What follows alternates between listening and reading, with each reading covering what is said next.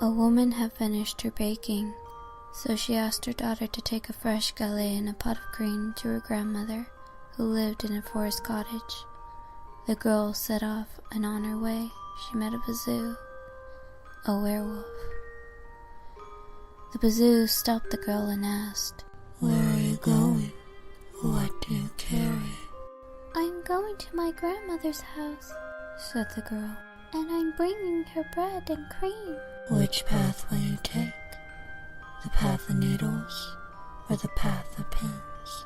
"I'll take the path of pins." "Why then, I'll take the path of needles, and we'll see who gets there first." The girl set off, the bazoo set off, and the bazoo reached grandmother's cottage first. He quickly killed the old woman and gobbled her up, flesh, blood, and bone, except for a bit of flesh that he put in a little dish on the pantry shelf, and except for a bit of blood that he drained into a little bottle.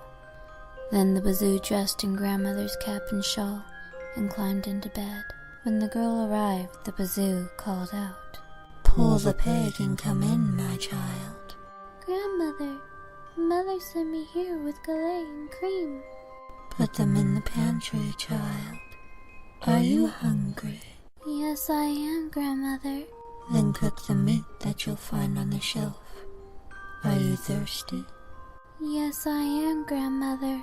"Then drink the bottle of wine you'll find on the shelf beside it, child." As the young girl cooked and ate the meat, a little cat piped up and cried, "You are eating the flesh of your grandmother." "Throw your shoe at that noisy cat," said the bazoo, and so she did. As she drank the wine, a small bird cried, "You are drinking the blood of your grandmother." "Throw your other shoe at that noisy bird," said the bazoo, and so she did.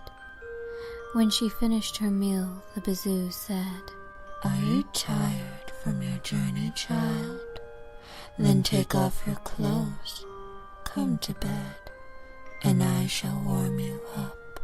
"Where shall I put my apron, Grandmother?" "Throw it in the fire, child, for you will not need it anymore." "Where shall I put my bodice, Grandmother?" "Throw it on the fire, child, for you will not need it anymore."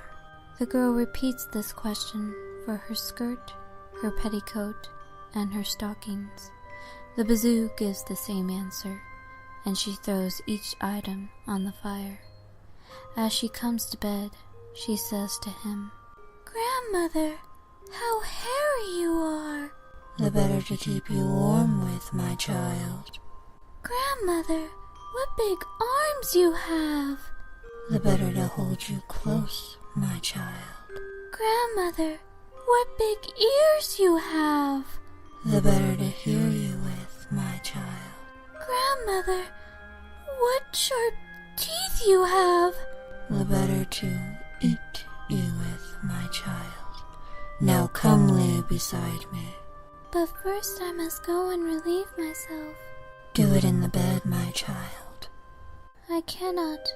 I must go outside," the girl says cleverly, for now she knows that it's the bazoo who is lying in grandmother's bed. "Then go outside, but mind that you come back again, quick. I'll tie your ankle with a woolen thread so I'll know just where you are."